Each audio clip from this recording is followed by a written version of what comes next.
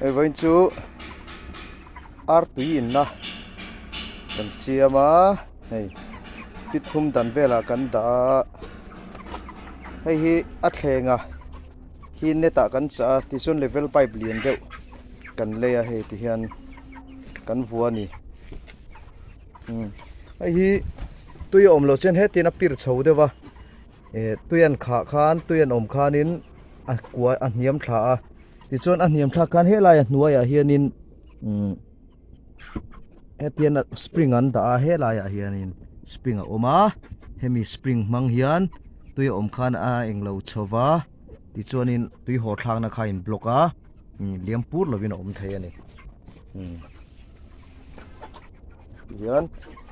hi kan han mang china kan voi khat man na ni a thatura kan ngaya